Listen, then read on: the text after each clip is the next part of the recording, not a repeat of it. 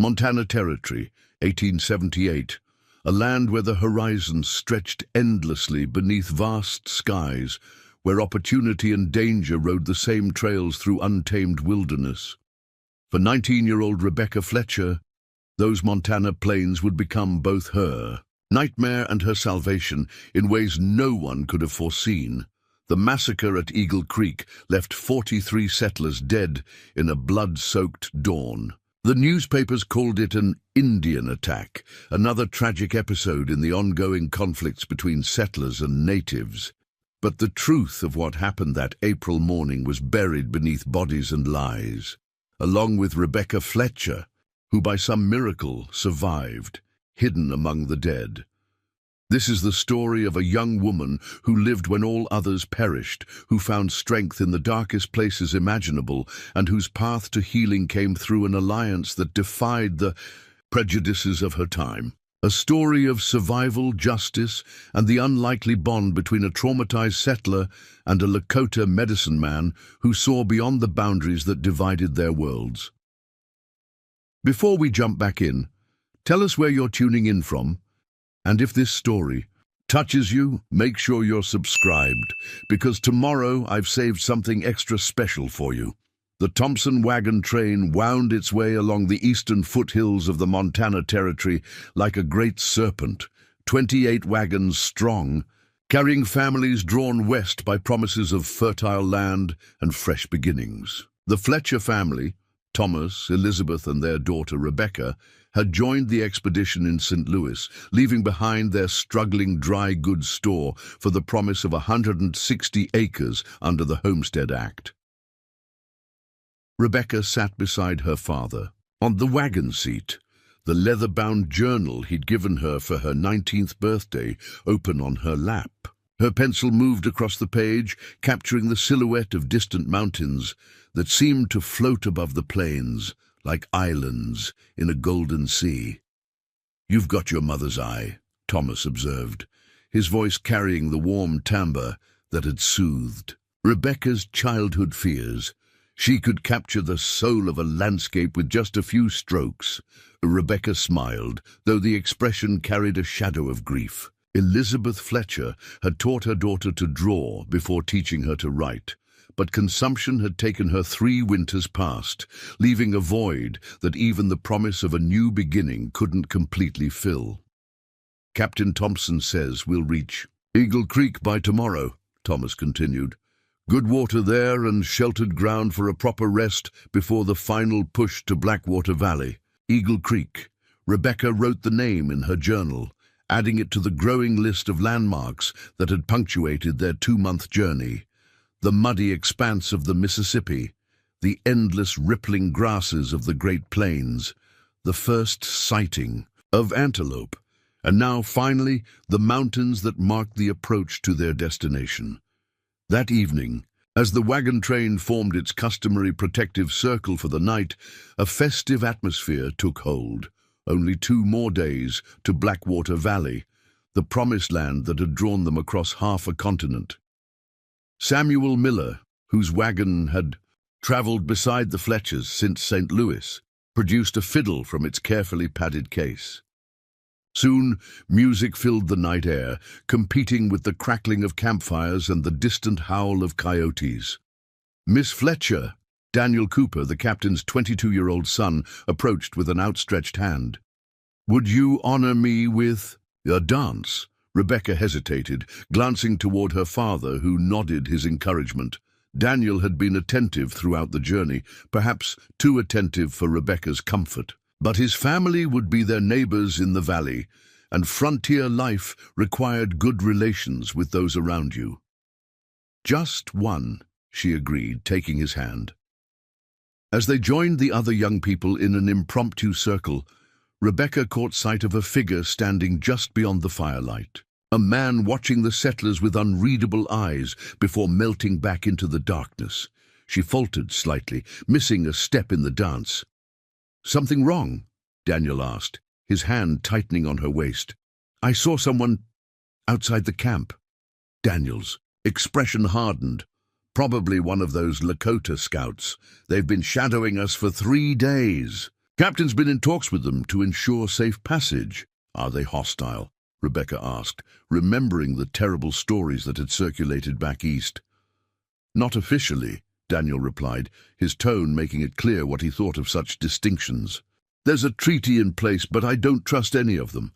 My pa says, keep your rifle loaded and your eyes sharp when Indians are about. Rebecca nodded, though something in his eager prejudice troubled her. Her father had always cautioned against judging entire peoples based on frontier tales and newspaper accounts that profited from stoking fear. Later, as she prepared for sleep in the wagon that had become their mobile home, Rebecca mentioned the watcher to her father. Thomas nodded thoughtfully. Captain Thompson spoke with a Lakota representative yesterday. They're concerned about our route through Eagle Creek, said it crosses traditional ceremonial grounds. The captain assured them we'd pass through with respect and no lingering. Do you think there will be trouble? Thomas's weathered face creased, with the smile that had sustained Rebecca through their hardest times. No more than usual when people misunderstand each other.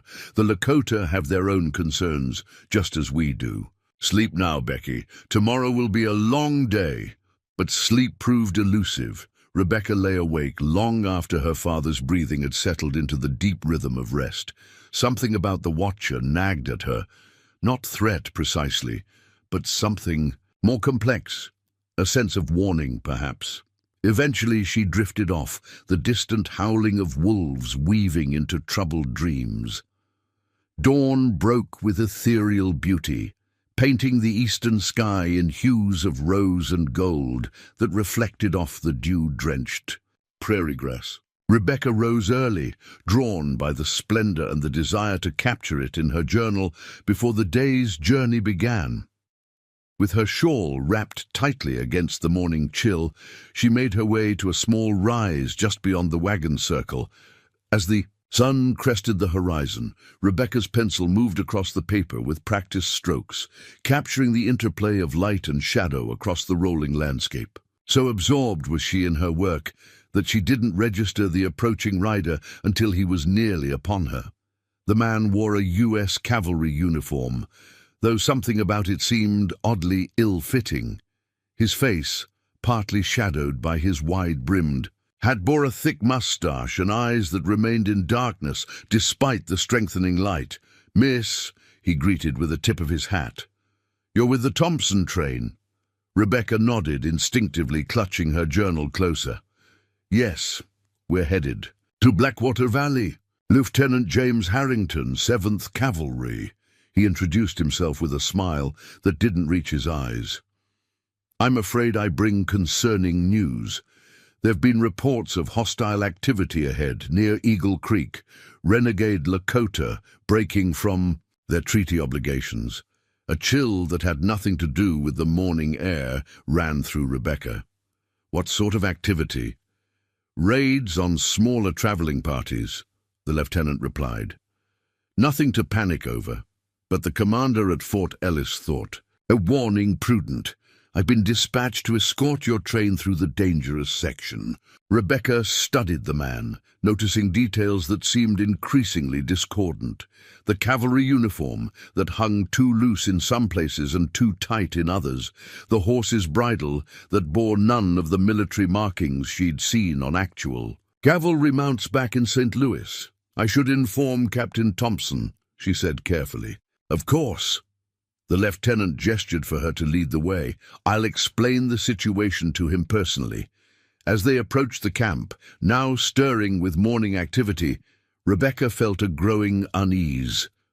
Something about Lieutenant Harrington's story didn't align with her father's report of negotiations with the Lakota just yesterday. Captain Thompson received the news with appropriate gravity, though Rebecca noted how his eyes narrowed at certain details of the lieutenant's account. By mid-morning, the wagon train was moving again, now accompanied by Lieutenant Harrington and 5 additional cavalrymen who had joined them from a nearby ridge where they'd supposedly been scouting. Rebecca rode beside her father, voice lowered. "Do you believe his story about renegade Lakota?" Thomas's expression remained carefully neutral as he flicked the reins. "I believe we should be cautious about all strangers in this territory, regardless of what uniform they wear." By mid-afternoon, they reached Eagle Creek, a modest stream cutting through a shallow valley flanked by cottonwood trees. Captain Thompson called for the wagons to circle near the water, allowing people and animals to rest before the final approach to the steep terrain that separated them from Blackwater Valley. As twilight approached, Rebecca noticed Lieutenant Harrington and his men in deep conversation, their gestures suggesting disagreement. One repeatedly pointed toward the mountains, while another shook his head emphatically. When they noticed her watching, they quickly dispersed. That night, Rebecca wrote in her journal by lantern light, "Something isn't right. The lieutenant claims Lakota hostility, yet we've seen no sign of any natives since his arrival. Father says the captain has posted extra guards tonight, though. He won't say why." She closed the journal as Thomas climbed into the wagon. "You should sleep," he said, though his own expression suggested rest would elude him as well. "I don't trust them," Rebecca whispered. "The soldiers." Thomas nodded slowly. "Nor does Thompson. Those aren't regulation cavalry saddles, and their horses don't bear army brands." He checked his revolver before setting it within easy reach. "Stay close to me tomorrow, Becky. No wandering. But tomorrow would bring horrors neither of them could prepare for." Rebecca woke to darkness and the acrid smell of gunpowder. For a moment she lay disoriented, the woolen blanket tangled around her legs.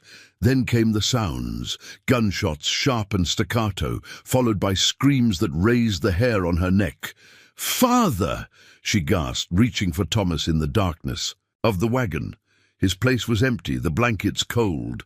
More shots rang out, closer now. A woman's scream cut short, a child wailing. Then a man's voice, chillingly familiar. "Check every wagon! No witnesses!"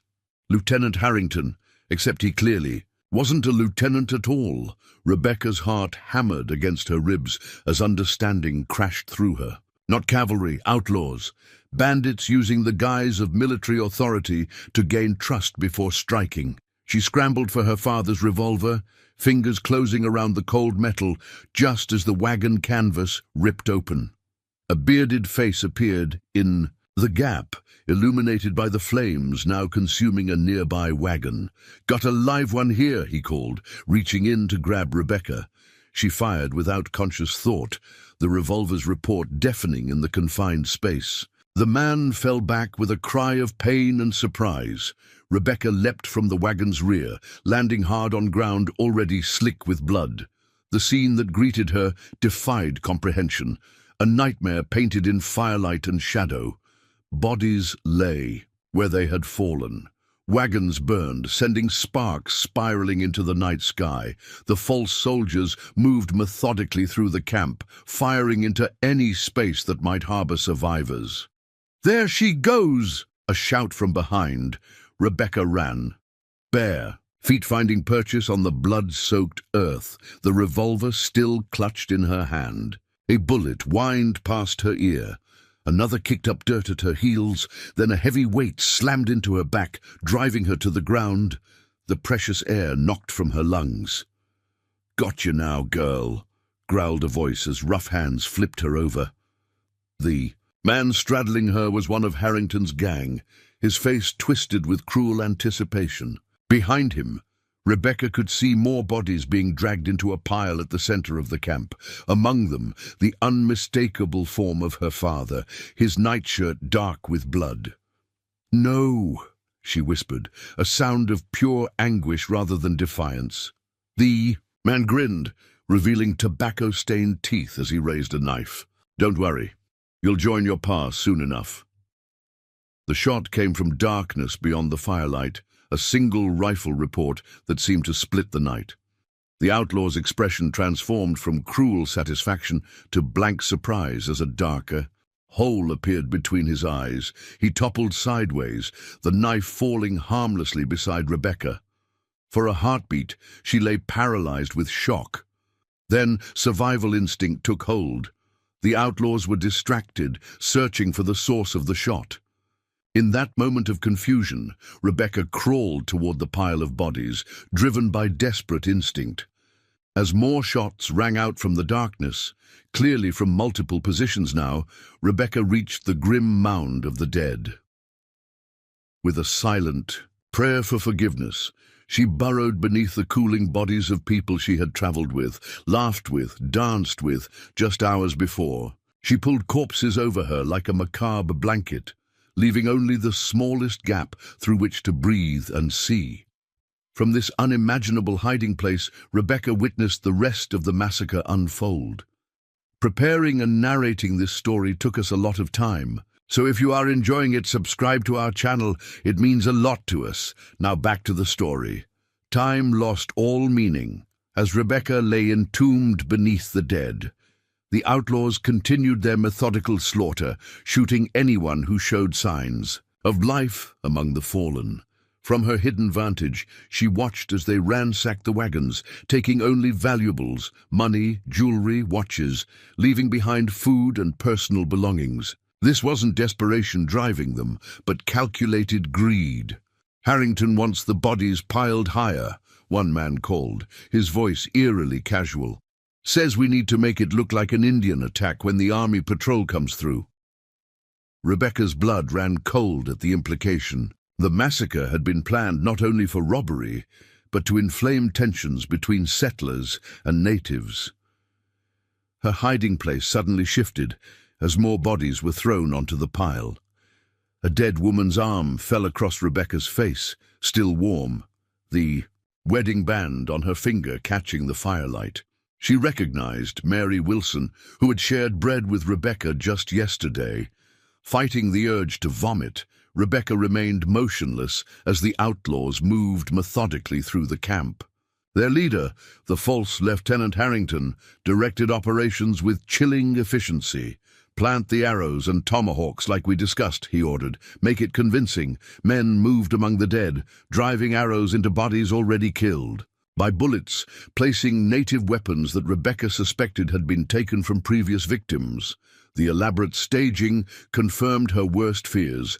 This was a deliberately orchestrated atrocity designed to appear as a Lakota attack. After what seemed like hours, the outlaws mounted up. Harrington circled the massacre site one final time, surveying their handiwork with clinical detachment. "Burn the remaining wagons," he commanded. "Leave enough to tell the story, but nothing that might contradict it." Flames soon engulfed half the wagon circle, sending thick smoke into the night sky. The heat reached Rebecca even beneath her grim covering, but she dared not move. Not until she was certain they were gone. The outlaws' voices faded as they rode westward. Still, Rebecca remained hidden, every muscle screaming from the strain of immobility, her lungs fighting for air, not fouled by death. Only when the night had grown utterly silent, save for the crackling of flames, did she dare to shift slightly, creating a small gap through which to breathe more freely. The light of a waning moon revealed the full extent of the devastation. Nothing moved in the camp, no groans of the wounded, no whispered pleas for help. The outlaws had been thorough in their brutality. Dawn was still hours away. Rebecca knew she should move, find water, gather supplies, prepare for survival. But her body refused to respond. Shock had settled into her bones, paralyzing her as effectively as any physical restraint. So she remained entombed, drifting in and out of a state that wasn't quite consciousness, but couldn't properly be called sleep. Fragments of memory tormented her. Her father's smile as he'd wished her good night. Daniel Cooper asking her to dance. The captain's children playing tag between the wagons yesterday afternoon. All gone now, all transformed from vibrant lives into the cooling flesh that concealed her. Morning came with brutal clarity, the rising sun illuminating what darkness had partially hidden. Rebecca finally extricated herself from her macabre shelter, limbs stiff and clothing soaked with blood, both her own from minor wounds, and that of the dead who had inadvertently saved her life. She stumbled to the creek, falling to her knees. In the shallow water, again and again, she submerged herself, scrubbing desperately at her skin and clothes, as if she could wash away not just the blood, but the memory of how it had been spilled. The water around her ran red, then pink, then clear, but no amount of cleansing could touch the stain that had settled on her soul. Practical concerns eventually penetrated her trauma. She couldn't stay here. The outlaws might return, or predators. Attracted by the scent of death, she needed supplies, direction, purpose. Moving like a sleepwalker, Rebecca returned to the camp and forced herself to search the ruins.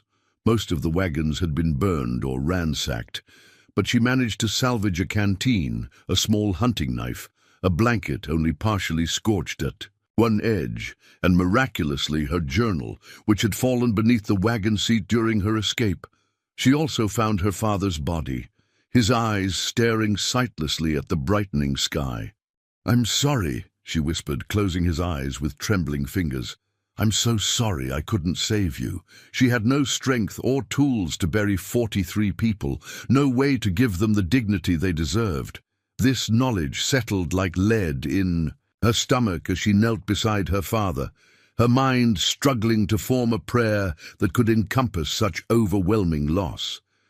A sound from the creek edge snapped her to alertness. A soft footfall, deliberate rather than accidental. Rebecca seized the knife, spinning toward the source, prepared to sell her life dearly if the outlaws had returned. Instead, she found herself facing a Lakota man of perhaps 50 winters, his silver-streaked hair hanging in twin braids framing a deeply lined face. He wore buckskins adorned with subtle beadwork and carried no visible weapon save a decorated staff. His dark eyes met hers without surprise, as if he had expected to find her among the carnage. Rebecca held the knife before her, though whether in threat or for her own reassurance she couldn't have said. The man made no move toward her instead, looking deliberately around the massacre site, his expression revealing carefully controlled anger rather than shock. "White men did this," he said in surprisingly good English. "Not my people, though they will be blamed." Rebecca's voice emerged as a rasp, her throat raw from suppressed screams and the acrid smoke she'd breathed all night. "Men dressed as soldiers. They planted—" She gestured weakly toward the arrows protruding from the bodies. The Lakota nodded, his face grim. "I know these men. The one who calls himself Harrington. They have done this before, closer to our hunting grounds. Created death, to feed hatred between our peoples." He studied her more carefully, noting her blood-stained clothing and the haunted emptiness in her eyes. Recognition dawned in his weathered face. "You hid among the dead to survive." It wasn't a question, but Rebecca nodded anyway. "They killed everyone else," her voice broke. "Everyone." The man was silent for a long moment, his gaze never leaving her face. When he finally spoke, his tone held something Rebecca hadn't expected: respect. To touch death so intimately and emerge with your spirit intact shows great strength, young one. The dead have whispered to you, marked you. I felt their call from far away. Rebecca stared at him, uncomprehending. "Who are you?" "I am Black Hawk, medicine man of the Hunkpapa Lakota. I was drawn here by dreams 3 nights past, visions of great bloodshed and a single flame that refused to be extinguished." He gestured toward her. "You are that flame." Under normal circumstances, Rebecca might have dismissed such talk as superstition, but normal had been burned away with the wagons, buried beneath the bodies of everyone she had known. In this new and terrible reality, the idea that death might whisper or that dreams might guide seemed no more implausible than her own survival. "What happens now?" she asked, the question encompassing far more than the immediate future. Black Hawk looked toward the west, where the outlaws had disappeared. Those who committed this evil believe all witnesses are silenced. They will grow confident, careless, and there are others who must know the truth of what happened here. He extended his hand, not touching her but offering connection. Come, this place is tainted with violence. The spirits of your people cannot rest while surrounded by such falsity. Rebecca hesitated, generations of ingrained mistrust warring with immediate necessity. This man was a stranger, part of a people she had been taught to fear. Yet he was also the only human connection left to her in a world suddenly emptied of all she had known. More practically, she had nowhere else to go. Blackwater Valley lay at least 2 days' journey through difficult terrain, and she had no idea whether the outlaws might be waiting along that route. Even if she reached it safely, what awaited her?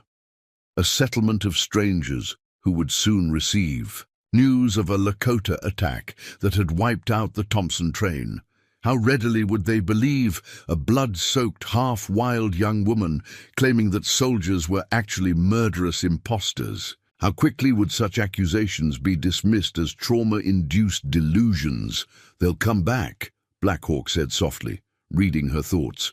When they learn a survivor might exist, they will return to finish their deception. You cannot be. And here when they do. Rebecca looked once more at her father's body, at the ruins of the life they had hoped to build. Whatever path stretched before her now, it began by leaving this place of death. I need to mark their passing somehow, she said. I can't just leave them like this. Black Hawk nodded in understanding. There is a way to honor them that requires no digging in this hard ground. Together they gathered stones from the creek bed, building a small cairn near the center of the camp. As they worked, Black Hawk taught Rebecca a Lakota prayer for the dead, its foreign syllables strangely comforting on her tongue. When they finished, she placed her father's pocket watch, the one thing of his she'd recovered, atop the pile. It will be enough, Black Hawk assured her. Those who come after will understand this place holds meaning. Perhaps they will provide your people with a more permanent rest. Rebecca nodded, throat too tight for words. She shouldered her meager supplies, took one last look at the place where her old life had ended, and followed the medicine man into the sheltering trees. She had no way of knowing that this first step would lead her on a journey far beyond physical distance, into territories of spirit and justice that would transform not only her own life, but the very fabric of understanding between two colliding worlds. They traveled in silence through the dense forest that flanked Eagle Creek, moving perpendicular to the route the wagon train had planned to take. Black Hawk set a demanding pace, choosing paths invisible to untrained eyes, game trails that wound beneath low-hanging branches, narrow passages between rock formations, shallow stretches of streams where they could walk without leaving tracks.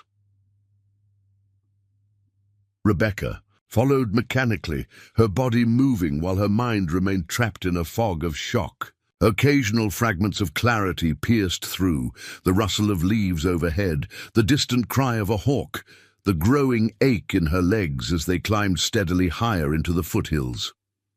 But these sensations arrived as if from great distance, disconnected from her sense of self. By midday, they had gained significant elevation. Black Hawk paused at a ridgeline, studying the valley below with narrowed eyes. "Riders," he said, pointing toward a dust cloud moving along the main trail. 7, maybe 8, heading toward your camp. Rebecca strained to see. The outlaws returning? No. Different direction. Perhaps military from Fort Ellis. Black Hawk's expression darkened. They will find what the killers wanted them to find. A story written in blood and false evidence. The thought sent a wave of nausea through Rebecca. We should go back, tell them the truth. Black Hawk shook his head firmly. Those soldiers ride with minds already made. They see an arrow in a white body, they seek Lakota to blame. Your words would be dismissed as a woman's hysteria. Worse, word of a survivor would reach the ears of those who left none alive for good reason. The harsh logic silenced Rebecca's objection. She had witnessed the outlaws' methodical approach to creating their false narrative. Why would they believe her over the carefully staged evidence? "Then where are we going?" she asked. The first practical question she'd managed since leaving the massacre site. "To a place of safety first," Black Hawk replied, "then to the place where truth can be heard." They continued their ascent until late afternoon, when Black Hawk led them to a cave tucked beneath a rocky overhang. Unlike the exposed camp where the massacre had occurred, this location offered natural protection. A single approach path easily observed from inside, walls of stone at their backs, and a spring of clear water bubbling from rock just steps away. "We rest here," the medicine man announced. "Night comes quickly to these mountains." While Black Hawk gathered wood for a small fire, Rebecca attempted to organize her meager supplies. The physical activity helped anchor her to the present moment, pulling her incrementally back from the edge of dissociation where she'd been drifting. As flames illuminated the small cave, Black Hawk removed a pouch from his belt and extracted several roots and dried herbs. He added these to a small pot of water placed near the fire. "Medicine for the spirit," he explained, noting Rebecca's questioning look. "The body may walk away from death, but the spirit can remain trapped there." Without help, the mixture soon produced a fragrant steam that filled their shelter. Black Hawk gestured for Rebecca to breathe deeply, demonstrating the proper way to inhale the vapor. She complied, expecting little from this unfamiliar ritual. But to her surprise, each breath seemed to dissolve a small portion of the fog that had enveloped her mind since the massacre. "You have questions," Black Hawk observed, as color gradually returned to her pale face. "Ask them." Rebecca hesitated, uncertain where to begin among the whirlwind of confusion inside her. Finally, she chose the most immediate mystery. "How did you know to find me? You said something about dreams." Black Hawk nodded, settling cross-legged before the fire. 3 nights ago, I received a vision during a medicine ceremony. I saw blood flowing at Eagle Creek, and among the dead, a flame that would not extinguish, a soul marked to survive. The spirits commanded me to find this flame. He studied her with penetrating intensity. "When I reached the ridge above your camp yesterday, I witnessed the false soldiers arrive. I recognized their leader from previous massacres blamed on my people." "You were the Watcher," Rebecca realized. "I saw someone beyond the firelight that night." "Yes." I observed, hoping to understand their purpose before acting. Regret flickered across his weathered features. "I did not anticipate such complete slaughter. When they attacked, I fired upon them, hoping to create confusion that might allow some to escape." Rebecca remembered the shot that had killed the outlaw about to murder her.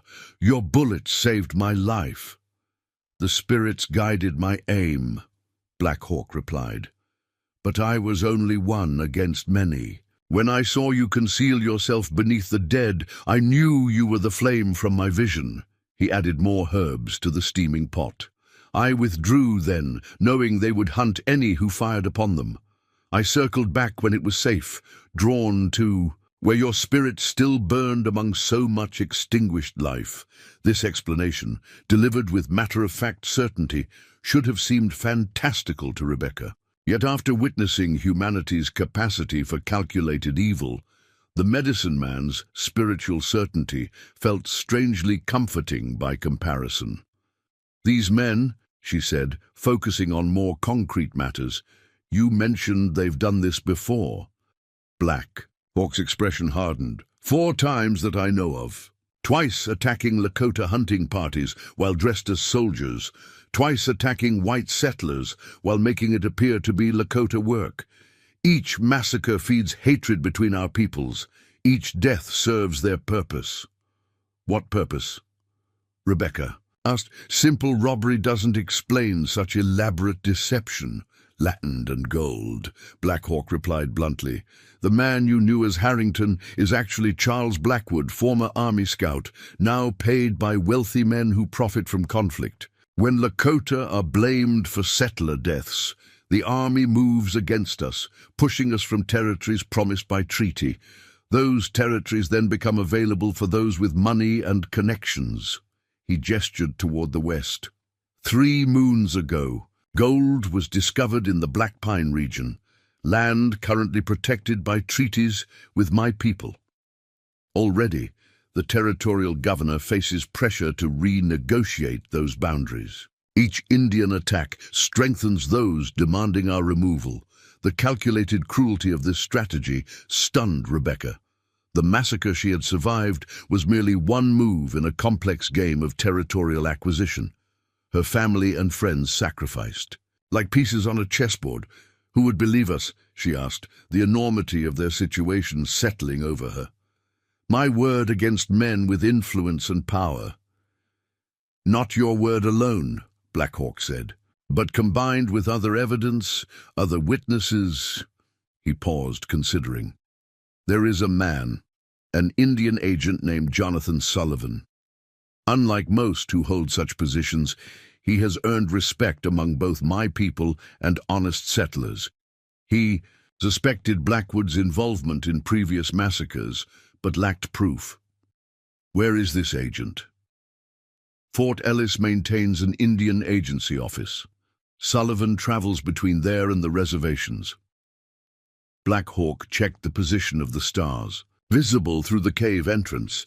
2 days' journey if we move carefully. Rebecca processed this information, fragments of a plan beginning to form in her mind. I need to document what I saw, every detail, every face. She reached for her salvage journal. My father always said a first-hand account, written while memory is fresh, carries weight that later testimony cannot. Black Hawk nodded approvingly. Yes. The spirits preserved your life for purpose. Your witness may bridge understanding between our peoples, show them a common enemy who profits from our division.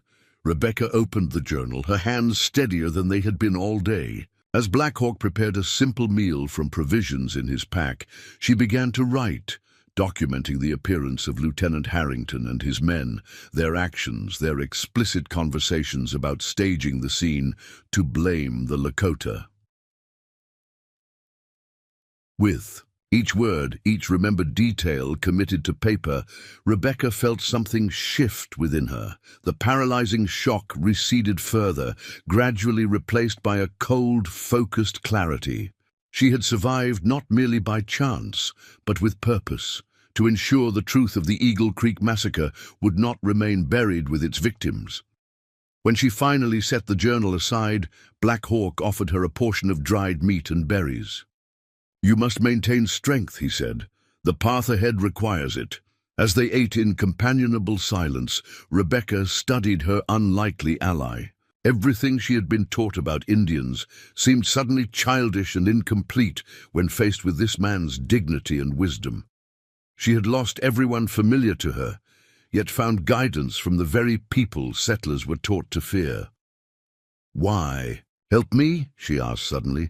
After all that white settlers have done to your people, why risk yourself for a single survivor? Black Hawk considered the question, his dark eyes reflecting the firelight. I follow the spirit's guidance, not the boundaries men create between peoples. Your death would serve those who profit from hatred. Your survival challenges their power. He gestured toward her journal. Words have power, Memory Eagle. Memory Eagle, Rebecca repeated, confused by the unfamiliar term. Your new name, Black Hawk explained. Among my people, great changes in life bring new names to mark the transformation. You soared above death, carried the memory of truth others tried to bury. Memory Eagle suits you now. The name resonated with unexpected rightness. Rebecca Fletcher had died in many ways with her father and the others at Eagle Creek. Who she was becoming, the witness, the survivor, was someone new, shaped by both tremendous loss and newfound purpose. "Tomorrow we continue toward Fort Ellis," Black Hawk said, banking the fire for the night. "Sleep now, the spirits will guard your dreams." As Rebecca wrapped herself in the salvaged blanket, exhaustion finally overtaking her, she realized that, for the first time since the massacre, she felt something beyond shock and grief. It was resolve, sharp-edged and clear as crystal, to ensure that those who had orchestrated the slaughter would face justice, no matter what powers protected them. See, dead of Eagle Creek would not be used to further their killers' ambitions. Not while Memory Eagle still drew breath. Dawn arrived with a crystalline clarity that belied the darkness of their mission. Rebecca woke to find Black Hawk already outside the cave, kneeling in prayer as the first rays of sunlight touched the mountains. She watched silently, respecting the private nature of his communion with the spirits that guided him. When he finally rose and returned to their shelter, his expression held renewed determination. "We must leave soon. The trail to Fort Ellis crosses exposed ground. Better to traverse it early, before others are moving." Rebecca nodded, gathering her few possessions. She had slept fitfully, but felt more clear-headed than yesterday. The medicinal herbs and the act of documenting her experience having steadied her mind.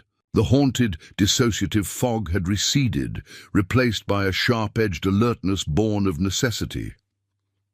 As they prepared to depart, Black Hawk presented her with a small leather pouch on a cord. "Medicine bundle," he explained, "for protection." Rebecca accepted it with appropriate solemnity, recognizing the gesture's significance. She placed it around her neck alongside the small silver locket that had been her mother's, a convergence of the disparate worlds that now defined her existence.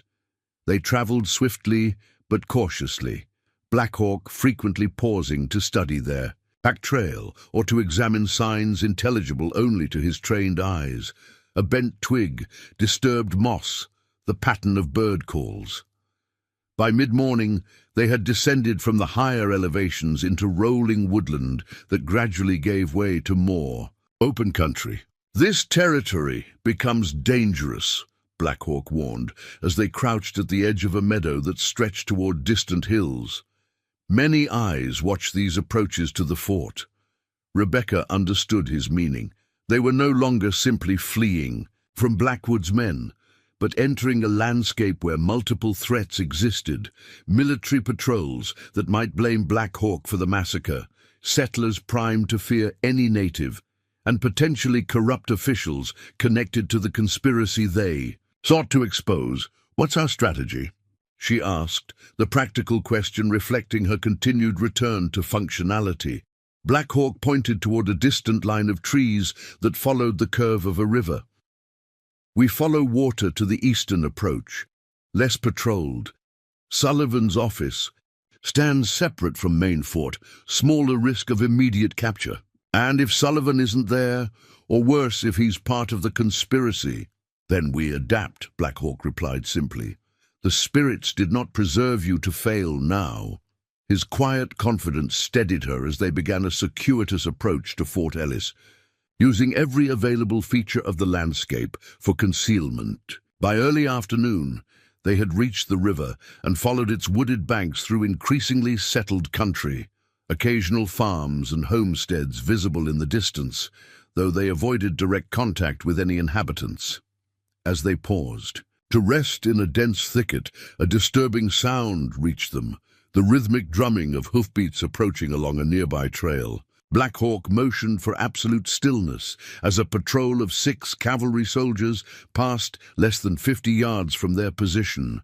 Rebecca's heart pounded as she caught fragments of their conversation. "Worst massacre I've seen," one soldier was saying. "Women and children, all of them." "Captain says it's them hunk-papa bastards from Standing Rock," another replied. "Governor's already demanding action. Word is they're sending the 7th down from Fort Shaw. Old Custer's gonna make those savages pay." The patrol moved on, but Their casual conversation had confirmed Rebecca's worst fears. The deception was already working, the territorial authorities accepting the manufactured evidence without question, military response already in motion. What had been 43 individual tragedies was transforming into the spark for broader violence. "We need to hurry," she whispered once the patrol was safely past. "They're mobilizing troops already." Black Hawk's face had hardened at the mention of Custer, a name that clearly held negative associations. Yes, blood calls for more blood. The cycle Blackwood and his masters desire. They redoubled their pace, pushing through fatigue as the afternoon waned.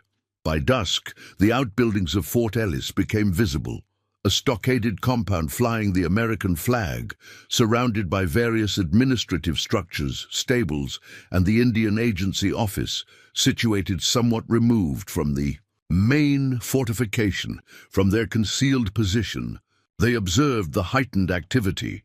Additional guards posted, messengers coming and going, a general atmosphere of preparation that confirmed what they'd overheard from the patrol.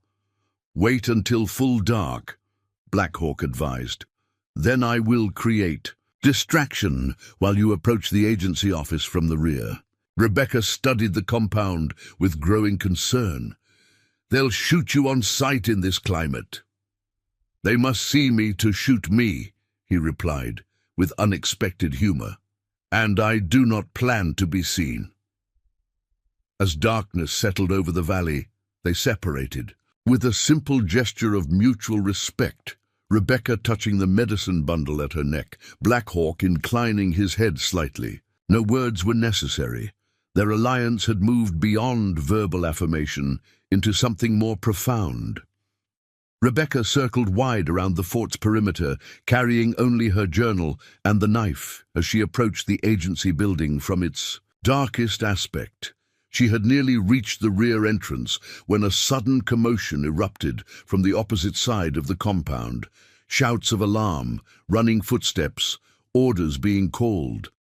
Black Hawk's distraction was underway. Taking advantage of the diverted attention, Rebecca slipped to the back door of the office and tried the handle. Finding it locked, she used her knife to pry open a window instead, sliding through the narrow opening into the darkened interior. The Indian Agency office consisted of a simple anteroom with two adjoining chambers, one clearly an administrative space filled with maps, documents, and filing cabinets, the other a sparsely furnished living quarters. Rebecca moved through the shadows, searching for any indication of Agent Sullivan's whereabouts or character. The desk in the administrative room provided her first clues, correspondence revealing a man who appeared to take his responsibilities seriously, arguing forcefully against territorial policies that violated treaty rights. One letter particularly caught her attention, a formal complaint to the governor regarding Charles Blackwood's presence at treaty negotiations, citing concerning irregularities in Mr. Blackwood's business dealings with entities holding mining interests in disputed territories. Sullivan had been investigating Blackwood. This discovery both heartened and concerned Rebecca. The agent might indeed be the ally Black Hawk believed, but his suspicions clearly hadn't gone unnoticed by those in power. Her search was interrupted by approaching footsteps on the wooden porch. Rebecca quickly concealed herself behind a large filing cabinet as the door opened and a lamp flared to life, illuminating the room. The man who entered was perhaps 45, with a trim beard streaked with premature grey and the careworn face of someone bearing substantial responsibilities. He moved with the slight hesitation of recent injury, favouring his left leg as he placed the lamp on the desk and closed the door behind him. "You can come out now," he said calmly to the apparently empty room. I saw the open window. Rebecca remained frozen, assessing her options. "I'm not armed," the man continued, "and I'm alone. If you're desperate enough to break into an Indian agent's office, I suspect you have something important to say." The measured reasonableness in his tone finally persuaded Rebecca to emerge from hiding. though she kept the knife visible in her hand. "Agent Sullivan?" If he was surprised to find a young woman in his office, he concealed it well. "Yes, and you are Rebecca Fletcher. 3 days ago, I was part of the Thompson wagon train bound for Blackwater Valley." She watched his face closely as she continued, "I'm the only survivor of what they're calling a Lakota attack." Sullivan's expression transformed from professional interest to intense focus. "You better sit down, Miss Fletcher," he said, gesturing to a chair while taking his own seat behind the desk, "and tell me exactly what happened." Over the next hour, Rebecca recounted the events at Eagle Creek with the same detailed precision. She had committed to her journal the arrival of the false Lieutenant Harrington, the pre-dawn attack, the deliberate staging of evidence to implicate the Lakota. She described her miraculous survival beneath the bodies of her fellow travelers and Black Hawk's subsequent intervention. Throughout her account, Sullivan listened without interruption, his face growing increasingly grave. When she finally fell, silent, he rubbed his beard thoughtfully. "What you're describing matches patterns I've been tracking for months," he said. "Blackwood and his associates have been systematically manufacturing border incidents to justify abrogating treaties covering mineral-rich lands." He tapped his fingers on the desk. "But until now, they've left no witnesses." "I have documentation," Rebecca said, placing her journal on the desk. "Every detail I could remember, written while it was still fresh." Sullivan examined several pages, his expression hardening as he read.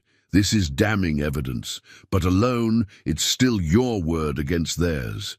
Blackwood has powerful allies, territorial officials, mining interests, even certain military officers." "So you believe me, but others won't," Rebecca summarized bitterly. "I didn't say that," Sullivan corrected. "I've been building a case against Blackwood for months. Your testimony provides the direct evidence I've lacked, the final piece that connects disparate incidents into a recognizable pattern." He rose and moved to a locked cabinet, retrieving a thick file. Witness statements from Lakota survivors of similar soldier attacks, documentation of land transfers following massacres blamed on Indians, financial records showing payments to Blackwood from mining consortiums with interests in treaty lands. Rebecca felt a surge of hope. "With my account added to this, it becomes something the territorial governor and military command cannot simply dismiss," Sullivan confirmed. "But it also makes you Blackwood's primary target once he learns of your survival." A sharp knock at the door interrupted their conversation. Sullivan tensed, motioning for Rebecca to conceal herself once more. "Sullivan, it's Captain Reynolds. We need to talk." The voice from outside carried military authority tempered with urgency. The Indian agent hesitated briefly before opening the door to admit a cavalry officer whose uniform bore the dust of hard riding. The newcomer stopped short at the sight of Rebecca. "Who's this?" he demanded, hand moving instinctively toward his sidearm. "Captain," Sullivan said carefully, "allow me to introduce the key to unraveling Charles Blackwood's entire operation." "Captain." Reynolds studied Rebecca with penetrating intensity, his weathered face revealing nothing of his thoughts. The silence stretched uncomfortably as Sullivan shifted his weight, positioning himself subtly between Rebecca and the cavalry officer. "Sir," Sullivan finally said, "I can explain." "No need, Sullivan," Reynolds interrupted, his voice surprisingly quiet. He closed the office door and secured the bolt before turning back to face them. "I assume this young woman is connected to Eagle Creek." Rebecca tensed, preparing for either flight or confrontation, but Sullivan's posture remained calm. "James," he said with unexpected familiarity, "this is Rebecca Fletcher, survivor of the Thompson train. Miss Fletcher, Captain James Reynolds, 2nd Cavalry." Reynolds removed his hat, revealing prematurely graying hair above a face etched with lines of responsibility. "Miss Fletcher," he acknowledged with a respectful nod, Your survival is unexpected. By design, she replied cautiously. The massacre was staged to leave no witnesses. The captain's expression darkened. I suspected as much when I inspected the site this morning. Too neat, too theatrical. He placed his hat on Sullivan's desk. The arrows were driven into bodies after death, entry wounds from bullets clear in most victims, and several bodies had been moved after blood pooling began. This clinical assessment of the massacre site, of her friends and family, sent a chill through Rebecca, but she recognized its significance. Captain Reynolds had seen through the deception that his fellow officers had apparently accepted without question. You don't believe it was a Lakota attack, she said, halfway between question and statement. I've spent 8 years on this frontier, Reynolds replied. Fought against Lakota, Cheyenne, and Crow when forced to, negotiated with them. When possible, I know their tactics. His jaw tightened. There was nothing authentic about Eagle Creek, but my commanding officer has already accepted the official narrative and dispatched couriers to Fort Shaw requesting reinforcements. Sullivan exchanged a meaningful glance with the captain. Reynolds and I have been quietly cooperating for months, Miss Fletcher. He's documented discrepancies in multiple incidents attributed to hostile Indians. Most officers are honorable men following orders, Reynolds explained. But some see opportunity in conflict. Accelerated promotions, congressional recognition, lucrative post-military appointments with the very business interests that benefit from tribal displacement. Rebecca felt a surge of hope as she realized the network of allies might be larger than she'd anticipated. Then, you'll help us expose Blackwood? A troubled expression crossed Reynolds's face. It's more complicated than simply arresting a murderer, Miss Fletcher. Blackwood is protected by powerful interests, including my own commanding officer, Colonel Hargrove. The territorial governor has financial ties to mining consortiums that benefit from these incidents. Even with your testimony and our compiled evidence, official channels may be closed to us. Then we find unofficial channels, Rebecca insisted, frustration edging her voice. 43 people were slaughtered to perpetuate this fraud. My father. Her voice caught momentarily. All of them deserve justice, and the Lakota deserve to not be blamed for crimes they didn't commit, Sullivan added. Reynolds, you know what happens next. Military reprisals against Lakota villages based on this fabrication. More deaths feeding the cycle of hatred. The captain paced the small office, military discipline warring with moral imperative. We need more than just documents and testimony. We need irrefutable proof that even Hargrove can't dismiss. He turned to Rebecca. You mentioned a Lakota man who helped you, Black Hawk, the medicine man. Yes. He created a distraction so I could reach Sullivan. Reynolds nodded thoughtfully. I know of him. Respected among both his people and fair-minded settlers. Has he returned to his band? No, Sullivan interjected, moving to the window to scan the darkness beyond. He wouldn't leave her unprotected. He's waiting, watching. He opened the window and made a subtle gesture toward the shadows. Several tense minutes passed before a nearly imperceptible sound at the rear door preceded Black Hawk's entrance. The medicine man moved with fluid grace, despite clear evidence of recent exertion, his dark eyes quickly assessing the new presence in the room. Captain, Black Hawk acknowledged with dignified neutrality. Medicine man, Reynolds returned with equal formality. It seems we share a common enemy. The tension in the room gradually dissipated as Sullivan outlined their situation, with each person contributing elements to form a more complete understanding of their adversaries. Reynolds confirmed that Colonel Hargrove had ordered preparations for punitive expeditions against Lakota villages suspected of involvement in the Eagle Creek massacre, with operations to begin within 3 days. The cycle accelerates, Black Hawk observed grimly. Soon my people will be forced to defend themselves, confirming the lies told about them. Which is precisely what Blackwood and his backers want, Sullivan confirmed. The governor has been lobbying Washington to abrogate the treaties protecting the Black Pine region. With sufficient Indian violence as justification, he'll likely succeed. Blackwood himself is the key, Rebecca said, the clarity that had been growing within her. Since surviving the massacre crystallizing into determination, he orchestrated the attack. He gave the orders. Without him, the conspiracy becomes vulnerable. Reynolds studied the rough map Sullivan had spread across the desk, showing territorial boundaries and known locations of Blackwood's operations. According to scout reports, Blackwood and his men were seen heading toward Bison Ridge after the massacre, likely returning to their primary camp in the abandoned mining settlement there.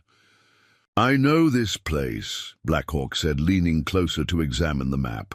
Old diggings where white men once sought silver. Good defensive position, difficult approach. Exactly why they chose it, Reynolds agreed.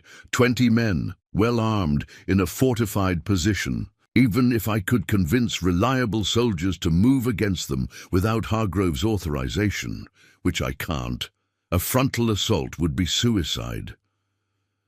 Rebecca had been silently studying the map, her artist's eye noting details others might overlook. What about this? She asked, pointing to a thin line representing a watercourse that ran behind the ridge. Is there an approach from the rear? Black Hawk nodded approvingly. Good eye, Memory Eagle. Old mining tunnel follows water. Forgotten entrance hidden by time and growth. You know this how? Reynolds asked skeptically. My people did not begin. Existing when white men arrived, Captain. Black Hawk replied with dry humor. We have traded and traveled these mountains for generations.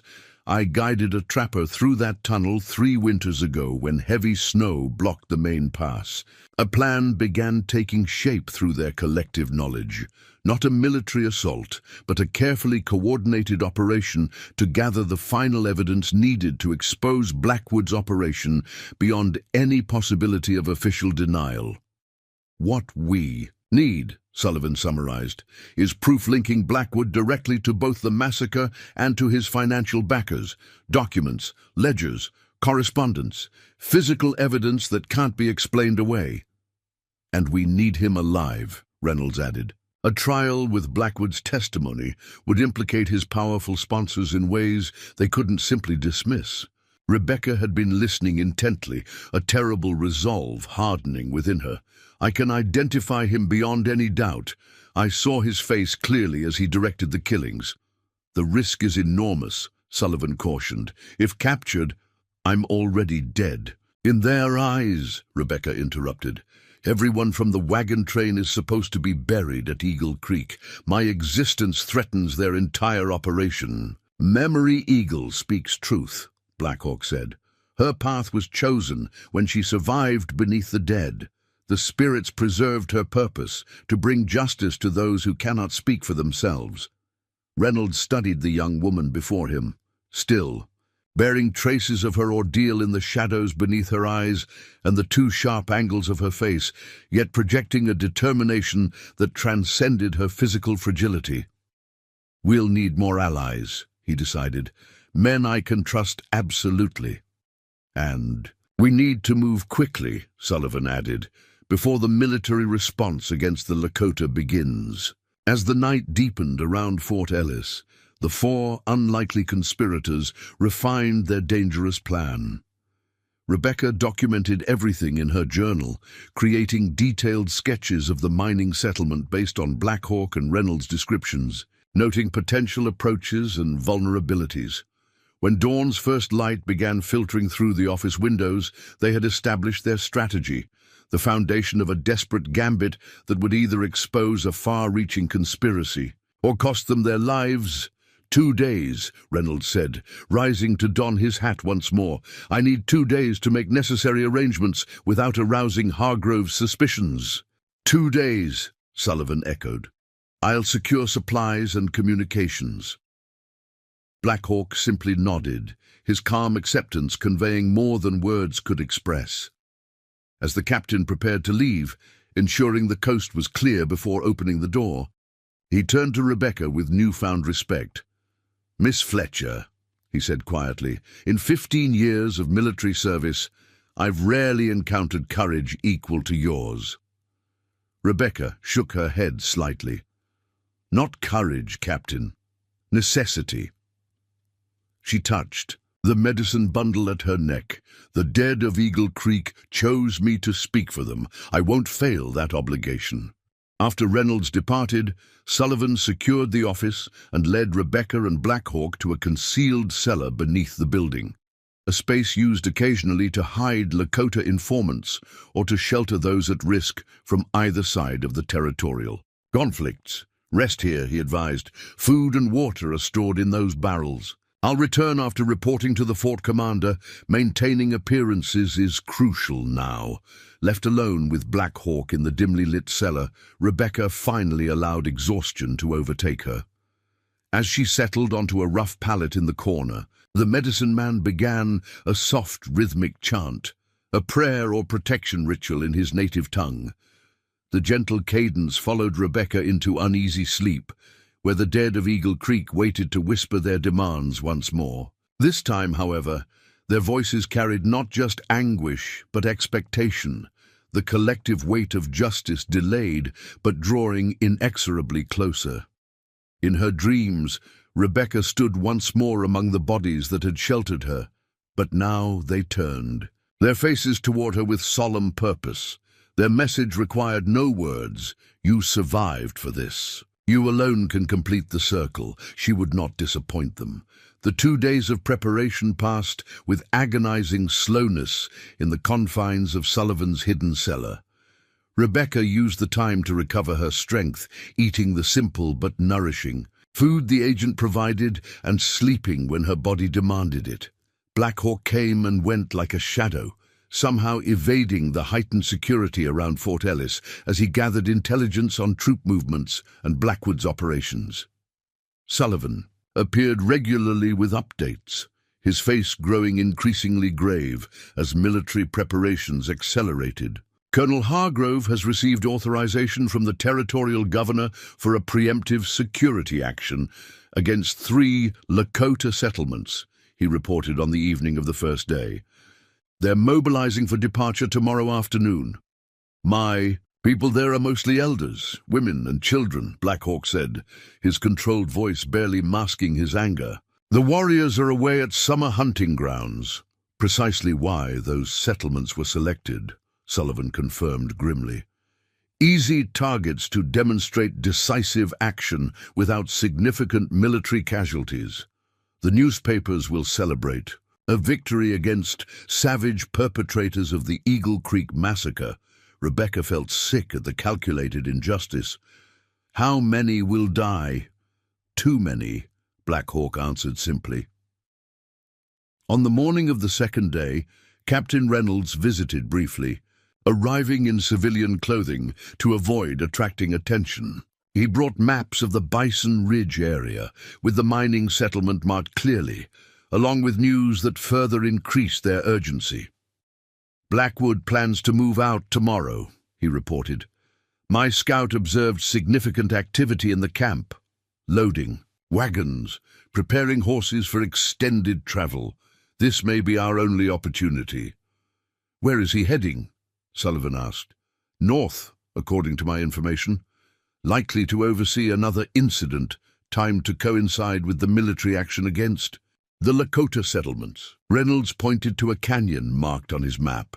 "If we're going to intercept him at the mining camp, it must be tonight." The captain had also managed to recruit 4 trusted men from his company, veterans who had served with him long enough to develop both loyalty and skepticism toward official narratives. They would meet the group after dark at a designated location 3 miles from the fort. As Reynolds departed, he handed Rebecca a small Derringer pistol. 2 shots, he explained. Not much for stopping power, but easily concealed. Last resort. Only she accepted the weapon wordlessly, tucking it into the pocket of the simple dress Sullivan had procured for her.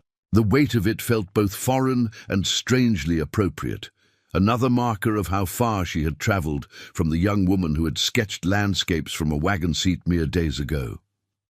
In the afternoon, Sullivan returned with additional supplies and unexpected news. "I've been reviewing territorial records," he said, spreading several documents on the small table they used for planning. Land transfers following reported Indian attacks, mining claims filed after territories were pacified, military contracts awarded to certain suppliers. Black Hawk studied the documents with surprising literacy, his finger tracing connections between names that appeared repeatedly. "The pattern becomes clear," he observed. "More than clear," Sullivan agreed. "Rebecca, does the name Cooper mean anything to you? Daniel Cooper?" The question struck like a physical blow. "Yes," she managed after a moment. "He was the son of Captain Thompson, who led our wagon train. He asked me to dance the night before the massacre." Sullivan exchanged a significant glance with Black Hawk. According to these records, the Cooper family had pre-filed mineral claims in Blackwater Valley, your wagon train's destination, 3 months before your departure from St. Louis. Claims registered through a corporate entity that shares board, members with enterprises linked directly to Charles Blackwood. The implications settled over Rebecca like ice water. "Daniel knew," she whispered, the pieces aligning with terrible clarity. "He knew what was going to happen." "I believe he did more than know," Sullivan said gently.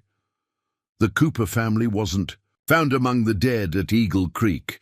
Their wagon was burned, but no bodies were recovered." Rebecca's mind raced back to the night of the attack, the confusion, the screams, the methodical killing. She had seen many of her fellow travelers fall, but in the chaos she couldn't account for everyone. The Coopers might well have been absent, or complicit. They were part of it, she concluded, her voice hardening. "Traveling with us to report our movements, to help set up the massacre." The betrayal cut deeper than she would have expected. Daniel's attention during the journey, his seeming kindness, all calculated deception. "It appears so," Sullivan confirmed.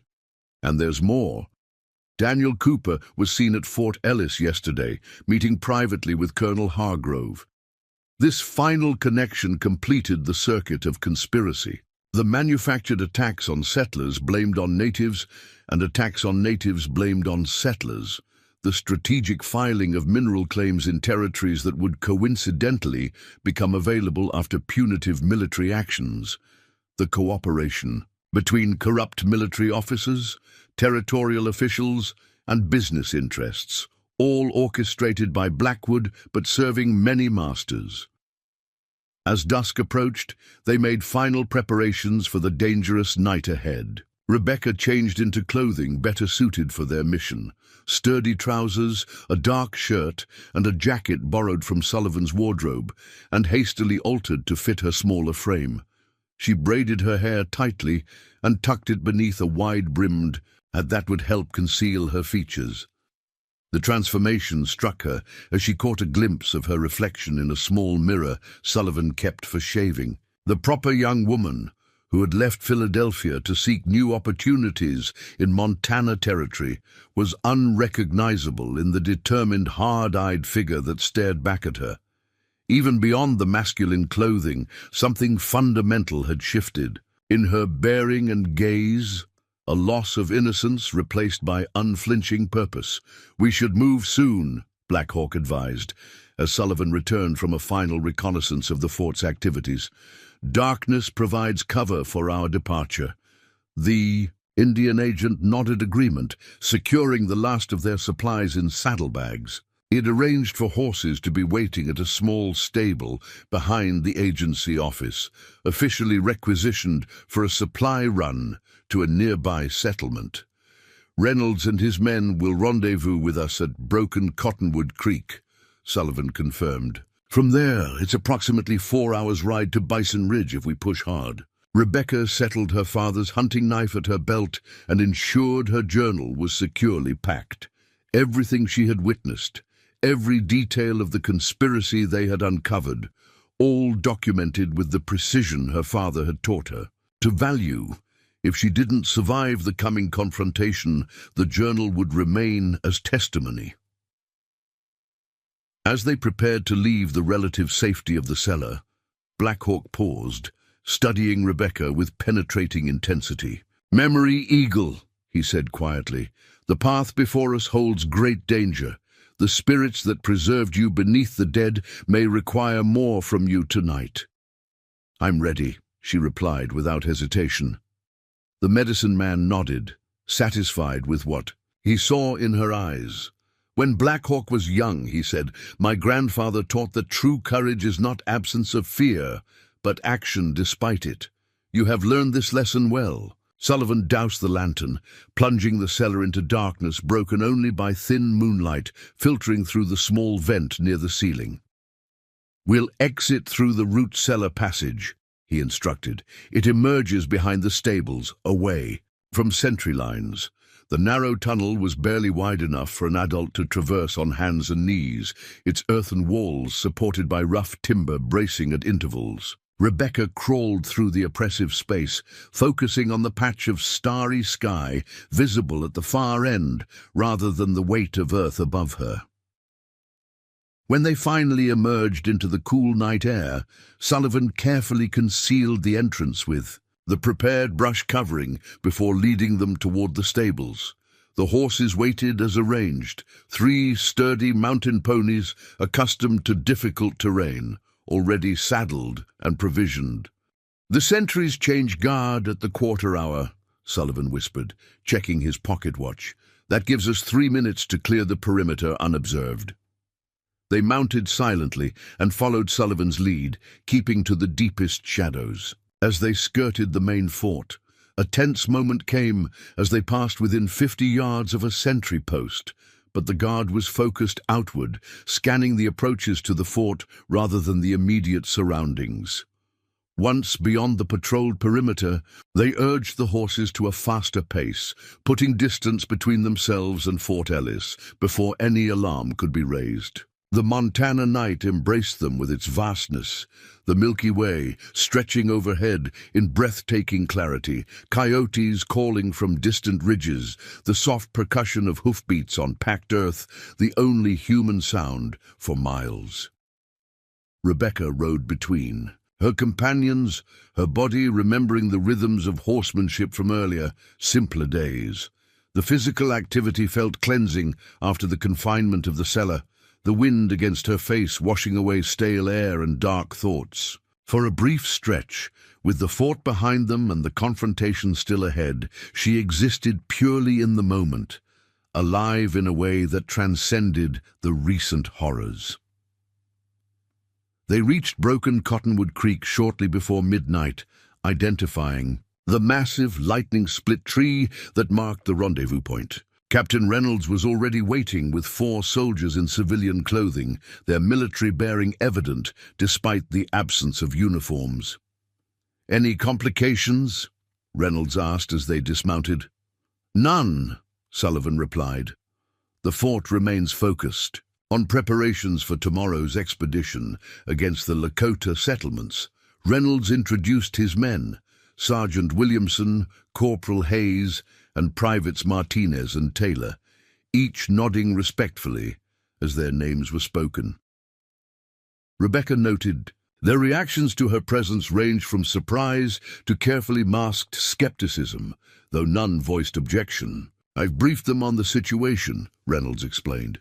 "They understand what we're up against and what's at stake, and they're prepared to move against Blackwood without official authorization," Sullivan pressed. Sergeant Williamson, a weathered man with a cavalry mustache and eyes that had seen too much frontier violence, answered directly. "Sir, some of us were at Sand Creek.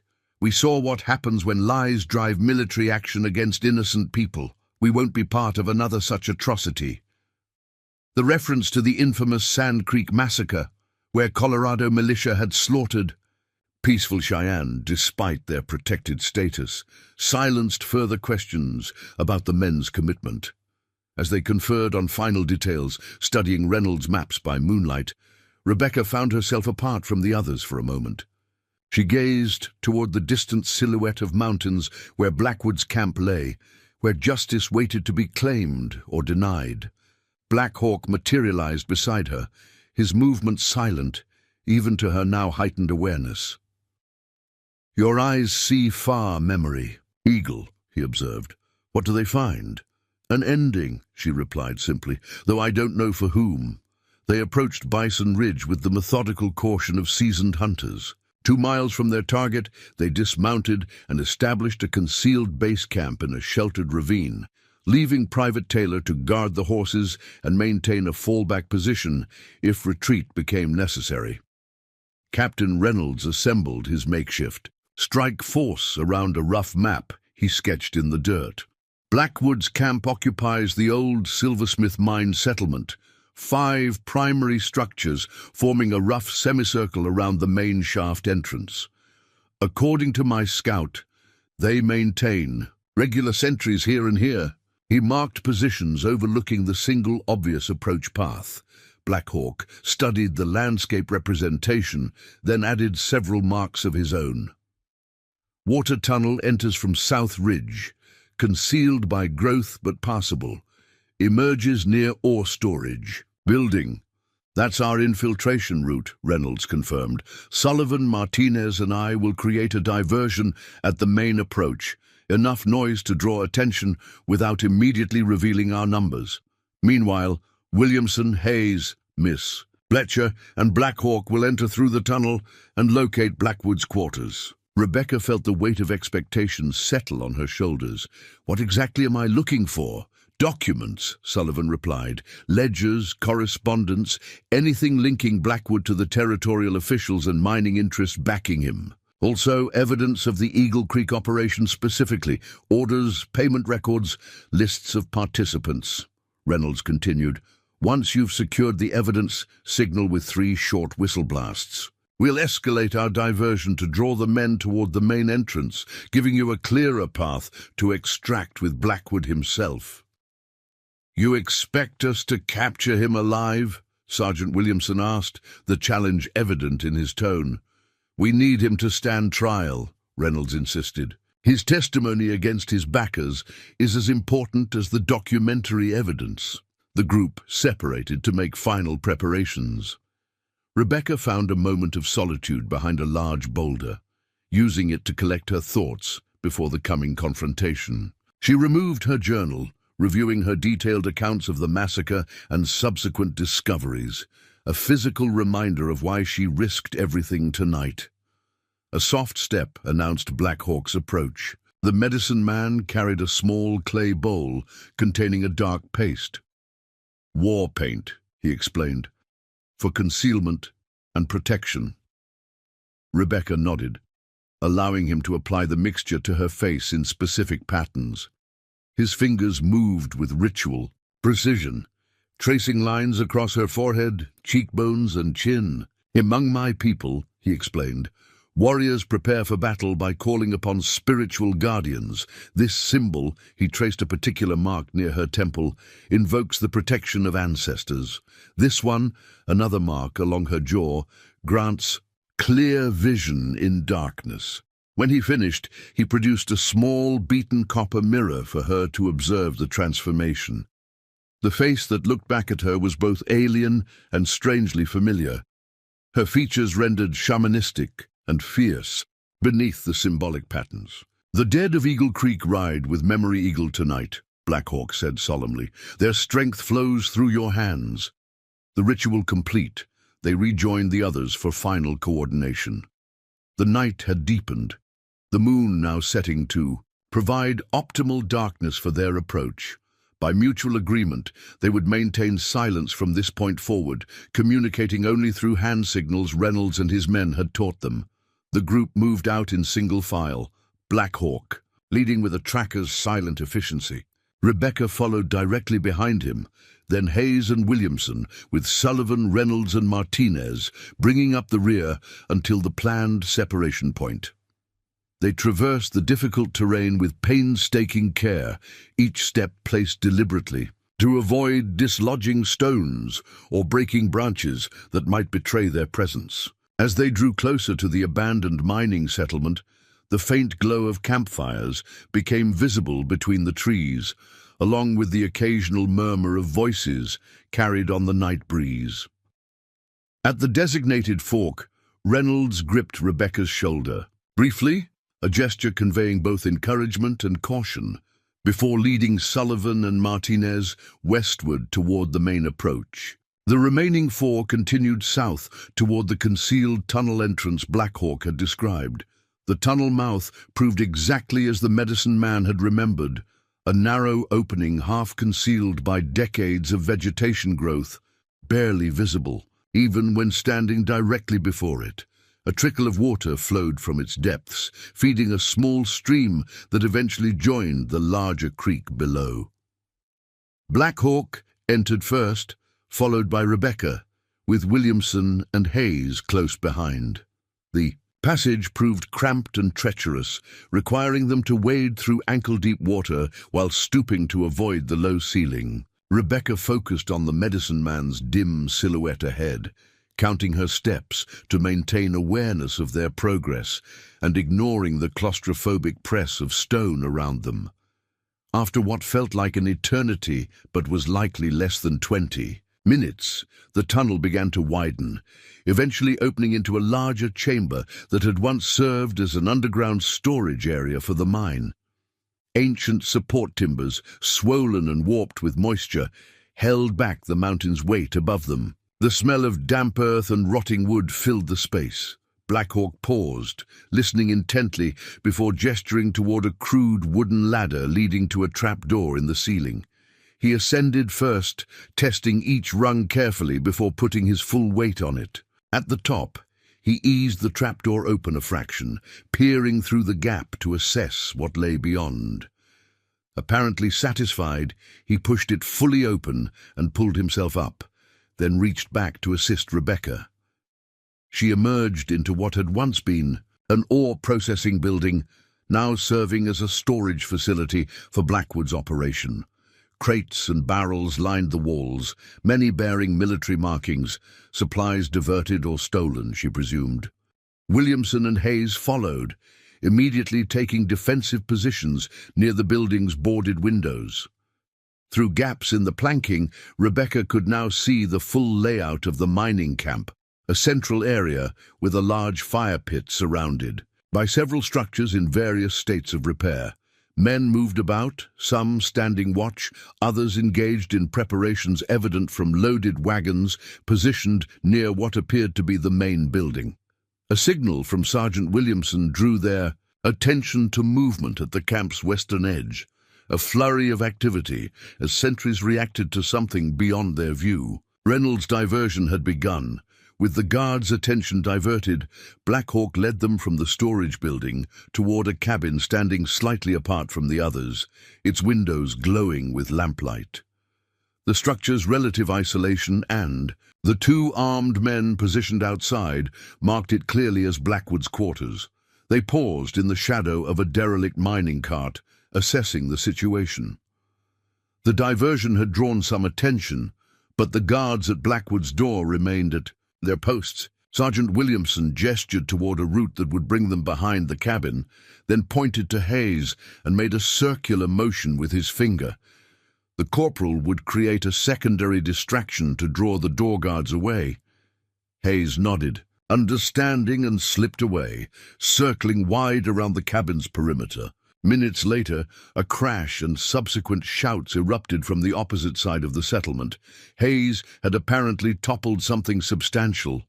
The guards exchanged words, then one moved toward the commotion, leaving a single man watching. The door. Williamson moved with startling swiftness for a man his size, circling behind the remaining guard and rendering him unconscious with a practiced chokehold. He dragged the limp form into the shadows, then beckoned the others forward. The cabin door was locked, but Williamson made short work of it with tools from his pack. They entered swiftly, finding themselves in a surprisingly well-appointed space. A desk covered with maps and documents, shelves holding books and bottles of liquor, a cot neatly made in the corner. But Charles Blackwood was not present. Rebecca moved immediately to the desk, scanning documents by the light of a still-burning lamp. Her eyes widened as she discovered what they sought, a leather-bound ledger containing detailed records of operations, payments, and correspondences. Unlike at Eagle Creek, where Blackwood had been careful to leave no documentary evidence, here, in his presumed sanctuary, he maintained meticulous accounts. She found entries specifically relating to the Eagle Creek operation, names of participants, payments distributed, inventories of items taken from the wagons. Most damning of all, a separate page listed disbursements to various officials, including Colonel Hargrove and the territorial governor, with annotations indicating services rendered in covering up previous incidents. As she carefully gathered these crucial papers, Williamson discovered a locked chest beneath the cot. Breaking it open revealed additional evidence: military orders bearing forged signatures, native artifacts used to stage Indian attacks, and most significantly, a leather wallet containing identification papers for multiple aliases. Blackwood, apparently used in his various dealings. Rebecca was photographing this treasure trove of evidence in her memory when Black Hawk suddenly tensed, raising his hand for absolute silence. A moment later, Rebecca heard what had alerted him. Voices approaching the cabin, one of them carrying the unmistakable tone of authority. Blackwood was returning, and they were trapped inside his quarters. Williamson motioned urgently toward a small window at the rear of the cabin. But before they could move, the door handle turned. With nowhere to hide, the sergeant drew his pistol and positioned himself beside the entrance, prepared to subdue whoever entered. The door swung open, lantern light illuminating the threshold as two men stepped inside. The first, a barrel-chested figure with a thick beard and cold eyes, was instantly recognizable to Rebecca as the false Lieutenant Harrington, now dressed in civilian clothing that did nothing to diminish his menacing presence. Charles Blackwood stopped mid-sentence as he registered the intruders in his quarters. His hand moved toward his sidearm, but froze as Williamson pressed his pistol against the man's temple. "Not advisable," the sergeant growled. The second man, younger, with features Rebecca knew all too well, recovered from his surprise more quickly. "Rebecca," Daniel Cooper exclaimed, disbelief evident in his voice. "You're dead. You're supposed to be dead." The confirmation of Daniel's betrayal sent a wave of cold fury through Rebecca. "Sorry to disappoint you," she replied, her voice steady, despite the storm of emotions beneath it.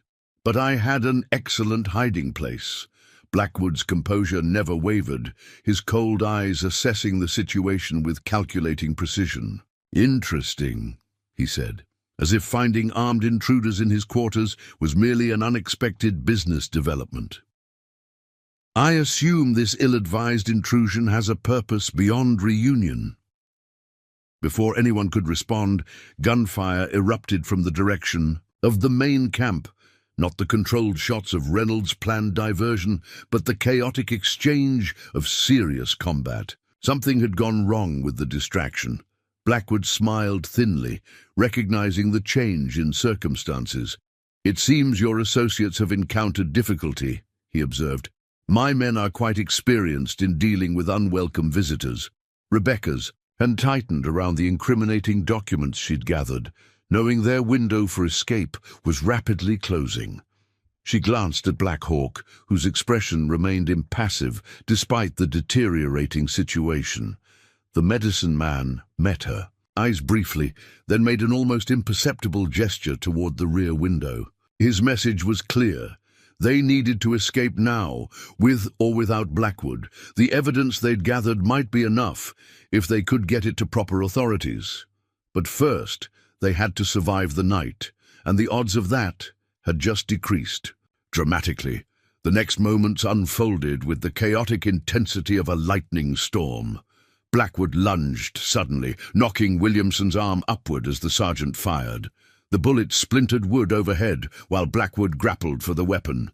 Daniel Cooper seized the opportunity, drawing a concealed derringer from his vest. Rebecca reacted instinctively, diving forward to tackle Daniel before he could aim. They crashed into the desk, sending papers and maps scattering across the floor. The derringer discharged harmlessly into the ceiling as they struggled. "You were supposed to die with the others," Daniel snarled, his handsome features twisted with rage. "Do you know what your survival has cost us?"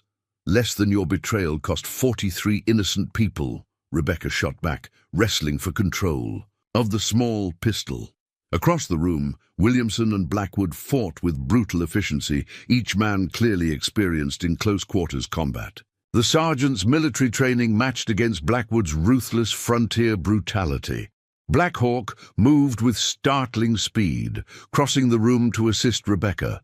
He struck Daniel's wrist with the edge of his hand, a precise blow that sent the derringer clattering across the floorboards. Before Cooper could recover, the medicine man had him pinned against the wall, forearm pressed against his throat. "Memory Eagle," Black Hawk called. "The evidence!" Rebecca scrambled to gather the critical documents that had scattered during the struggle, shoving them into her shirt. The sound of gunfire intensified outside, now accompanied by shouts much closer to the cabin. Corporal Hayes burst through the door, blood streaming from a gash on his forehead. "Sergeant! They've flanked us! Reynolds is pinned down by the main entrance." Williamson, still locked in combat with Blackwood, managed to slam the outlaw's head against the stone fireplace. Blackwood slumped momentarily, allowing the sergeant to deliver a decisive blow that rendered him unconscious. "Get him up," Williamson ordered, gesturing to the stunned Blackwood. "He's coming with us." Hayes and Williamson hoisted the semi-conscious outlaw between them, while Black Hawk secured Daniel with a length of rope from his pack. The younger man's struggles ceased abruptly when the medicine man pressed a thumb against a specific point on his neck, some knowledge of anatomy that rendered Cooper compliant without fully incapacitating him. "Back tunnel," Black Hawk directed, already moving toward the rear window with Daniel in tow. Main approach compromised. They exited through the window in swift succession, Rebecca last with the gathered evidence secured against her body. The settlement had erupted into full combat, muzzle flashes illuminating the night as Reynolds and his remaining men exchanged fire with Blackwood's outlaws from defensive positions near the main entrance. Moving in a tight group, they skirted the perimeter of the encampment, using the chaos as cover. Black Hawk led them unerringly back toward the ore storage building and the tunnel that offered their best chance of escape. They had nearly reached it when a voice called out from behind. "Them!" "That's far enough." Rebecca turned to find 3 of Blackwood's men blocking their path, rifles leveled at the group. In the silver moonlight, she recognized one of them from Eagle Creek, a tall man with a distinctive scar who had methodically executed wounded survivors. "Put the boss down," the scarred man ordered, gesturing with his rifle. "And the Cooper boy, too."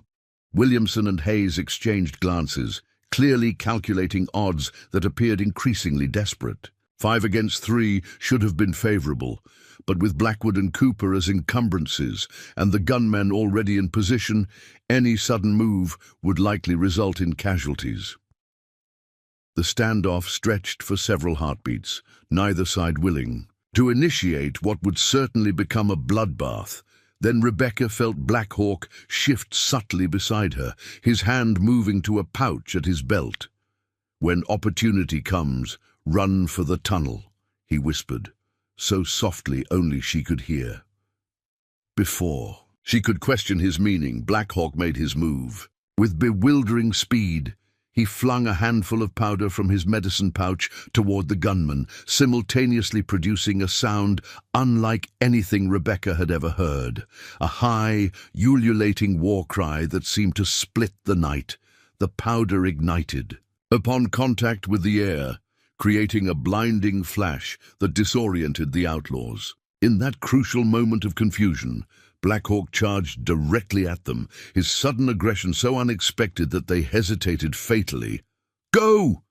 Williamson shouted, shoving Rebecca toward the storage building as he dragged the still-dazed Blackwood forward. Rebecca ran, the sergeant's order competing with her instinct to help Black Hawk. She glanced back to see the medicine man engaged with all three outlaws, his movements fluid and precisely choreographed, despite the impossible odds. He was creating a diversion, sacrificing himself to secure their escape.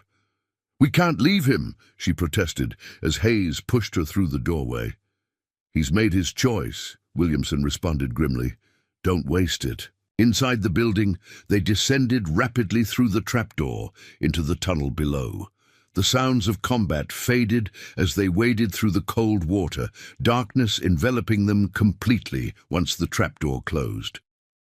Williamson produced a small, bull's-eye lantern, its narrow beam providing just enough illumination to navigate the treacherous passage. "What about Reynolds and Sullivan?" Rebecca asked as they pushed deeper into the mountain. "Secondary extraction route," Hayes explained between labored breaths. "East slope rendezvous if primary approach fails." They continued in tense silence. The only sounds, their splashing footsteps, and Blackwood's occasional grunt as the outlaw's chief gradually regained consciousness. Daniel Cooper had lapsed into a sullen quiet, his earlier rage replaced by calculating assessment of his circumstances. After what seemed an eternity, but was likely less than half an hour, they emerged from the tunnel's southern entrance. Private. Taylor was waiting with the horses as planned, his relief visible as they appeared. "Martinez made it back," he reported. "Said the captain and Sullivan were cut off, heading for the East Slope extraction point." Williamson nodded, clearly troubled, but maintaining military discipline. "We proceed to the secondary rendezvous as planned. Mount up." As they secured their prisoners to saddles, Rebecca stared back toward the tunnel entrance, hoping against reason to see Black Hawk emerge. The medicine man had become far more than an unlikely ally in their shared quest for justice. He had become her guide through the darkest period of her life, a wisdom keeper who had helped her find strength where only despair should have existed. "He knew, didn't he?" she asked quietly. "He knew from the beginning that not all of us would survive this night." Williamson paused in his preparations, studying her with newfound respect. "Men like Black Hawk understand the cost of justice, Miss Fletcher. They measure it differently than most." They rode through the remainder of the night, pushing the horses as hard as dared through difficult terrain. Dawn found them at the designated rendezvous point, a secluded valley with a natural spring, sheltered on three sides by steep slopes that prevented approach without detection. Rebecca dismounted stiffly, her body protesting the sustained exertion. After days of tension and combat, she secured the evidence she'd gathered, confirming none had been lost during their flight. These documents represented vindication for the dead of Eagle Creek, proof that their murders had been orchestrated as part of a larger conspiracy that reached into the highest offices of the territory. As the morning progressed without sign of Reynolds or Sullivan, concern mounted among the soldiers. Blackwood, now fully conscious and secured to a tree, watched their growing anxiety with evident satisfaction. "Your friends won't be joining us," he commented, his first word since regaining awareness. "My men are very thorough," Williamson backhanded him casually, a soldier's response to enemy psychological warfare. "Save your breath, Blackwood. You'll need it to testify against your partners." Around midday, sentries spotted riders approaching, 3 figures moving cautiously through the valley's entrance. Rifles were raised until recognition dawned. Reynolds, Sullivan, and to Rebecca's astonishment, Black Hawk, though the medicine man appeared to be wounded, supported primarily by Sullivan's assistance. The reunion brought both relief and somber assessment of their circumstances. Reynolds had suffered a bullet graze along his ribs, while Sullivan's arm was bound in a makeshift sling. Black Hawk's injuries were more severe, a bullet wound to his thigh and multiple lacerations from hand to hand. "Combat. Thought you were dead for certain," Williamson told the medicine man as they tended his wounds. Black Hawk's weathered face revealed a hint of humor despite his pain. "Not first time white men think Black Hawk dead. Not last time either," he explained. How he had managed to divert the outlaws long enough for the others to escape, then disappeared into terrain he knew intimately. He had encountered Reynolds and Sullivan during their own extraction and guided them safely to the rendezvous. With their group reunited and both Blackwood and Cooper secured as prisoners, Reynolds called a council to determine their next actions. The territorial capital was 3 days' ride, the logical destination to present their evidence and prisoners directly to federal authorities rather than risk the corruption they knew existed at Fort Ellis. "Blackwood's remaining men will be hunting us," Sullivan cautioned, "and once Hargrove realizes what's happened, he'll send military patrols with orders to intercept us." "Then we avoid main routes," Reynolds decided. "Travel by night when necessary. We have what we came for, evidence and witnesses capable of exposing the entire operation." As the others discussed logistics, Rebecca found herself sitting beside Black Hawk as she helped dress his wounds. The medicine man studied her with that penetrating gaze that seemed to evaluate not just her physical presence, but the state of her spirit. "Memory Eagle has found her purpose," he observed quietly. "Because of you," she replied. "You were drawn to Eagle Creek by visions. You saved me when you could have simply observed. You've risked everything to help expose the truth." Black Hawk shook his head slightly. "The spirits chose you, not Black Hawk. I merely followed their guidance." He gestured toward Blackwood, who watched them with cold hatred from his position against the tree. "His kind believe power comes from wealth, from control over others. True power comes from harmony with what walks beside us, seen and unseen." His hand moved to touch the medicine bundle, still hanging at Rebecca's neck. "You walked with death, learned its wisdom without surrendering to its embrace. Few can claim such medicine." The journey to the territorial capital proved as challenging as Sullivan had predicted. They traveled circuitous routes, avoiding settlements and known patrol paths, moving largely by night and resting in concealed locations during daylight hours. Twice they detected pursuit and were forced to implement evasive measures that cost them precious time. Blackwood maintained stony silence throughout, but Daniel Cooper proved more vulnerable to psychological pressure. On the third night, as they camped in a sheltered canyon, Reynolds systematically broke down the younger man's resistance, offering leniency in exchange for comprehensive testimony about the conspiracy's full extent. "Your father arranged your placement with the Thompson train," Reynolds stated rather than asked, "to monitor their progress and report back to Blackwood." Daniel's face revealed the truth before he spoke. "It wasn't supposed to be a massacre," he finally said, the words emerging as if torn from him. "Just a robbery. The killing was Blackwood's decision. He said witnesses complicated everything." His confession continued late into the night, revealing layers of the conspiracy beyond even what they had suspected. Territorial judges who dismissed evidence of previous atrocities, newspaper editors paid to shape narrative around Indian violence, military suppliers who provided weapons and ammunition diverted to Blackwood's operations. Rebecca listened with growing coldness. Any lingering sentiment for the young man who had once asked her to dance completely erased by his complicity, however reluctant, in her family's murder. On the afternoon of the fourth day, they reached the territorial capital. Their appearance, exhausted, wounded, escorting bound prisoners, created immediate sensation as they rode directly to the federal courthouse. The territorial U.S. Marshal, summoned by Reynolds' authority as a military officer, agreed to secure Blackwood and Cooper in federal custody rather than territorial jail, where corrupt officials might arrange their release or elimination.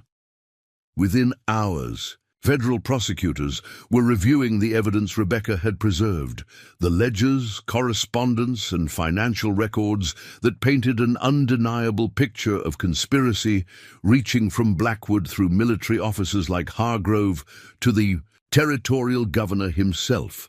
Her detailed journal accounts of the Eagle Creek massacre, supported by Black Hawk's testimony regarding similar atrocities against native encampments, provided the human context that transformed dry evidence into compelling narrative of corruption and murder. 3 weeks later, as federal indictments were being prepared against 27 individuals connected to what newspapers were now calling the Montana Conspiracy, Rebecca stood at the edge of a bluff overlooking the territorial capital. Black Hawk, his wounds healing but still requiring a walking stick for support, joined her in silent contemplation of the future. "What will you do now, Memory Eagle?" he asked finally. "The path of justice continues beyond testimony." Rebecca considered the question that had occupied her thoughts increasingly as the immediate crisis resolved. She had no family remaining, no home to return to, yet she had found strength and purpose she had never imagined possible before the massacre. "I'm going to stay," she decided, the words crystallizing her intention as she spoke them. "Sullivan has offered me a position documenting conditions on reservations and at agencies throughout the territory, creating visual and written records that can't be dismissed or manipulated." She touched the medicine bundle that still hung at her neck. "The dead of Eagle Creek chose me to witness. Perhaps that witnessing extends beyond just their deaths." Black Hawk nodded approval. "Good medicine. Records kept by honest eyes make harder roads for those who profit from lies." He gazed toward the eastern horizon. "My people prepare for winter camp soon, but Black Hawk will return when spring grass grows." The unspoken promise that their paths would cross again offered comfort Rebecca hadn't realized she needed. This unlikely alliance, forged in blood and survival, had evolved into something neither culture had vocabulary to properly name. "I'll be here," she replied simply. As sunset painted the Montana sky in hues she once would have captured in her journal, for the sheer beauty of it, Rebecca reflected on the extraordinary journey that had brought her to this moment. She had hidden beneath the dead at Eagle Creek, carrying their whispered demands for justice through wilderness and danger to this culmination. Memory Eagle had emerged from that terrible hiding place, a young woman transformed by tragedy but not defined by it, whose trained artist's eye now served as witness not just for the dead, but for the living who still suffered under systems built on deception and greed. The territorial papers might document the arrests, the trials, the political fallout of the conspiracy's exposure, but Rebecca knew the deeper truth would be recorded in the ongoing work of those like herself, Sullivan, Reynolds, and Black Hawk, people who had glimpsed the darkness at the frontier's heart and chosen to stand against it, regardless of the boundaries of culture or background that might otherwise divide them. As twilight deepened toward night, Rebecca and Black Hawk descended from the bluff toward the lights of the town below, where federal prosecutors waited to continue preparing the cases that would bring a measure of justice to those who had orchestrated not just the Eagle Creek massacre, but dozens of similar atrocities. The dead whispered still, but now their voices carried not just demands for vengeance, but guidance toward a future where such whispers might finally fall silent, their purposes fulfilled, their memories honored by those who had survived to speak their truth. Memory Eagle would ensure they were heard. Up next, you've got 2 more standout stories right on your screen. If this one hit the mark, you won't want to pass these up. Just click and check them out. And don't forget to like, subscribe, and turn on the notification bell so you don't miss any upload from us.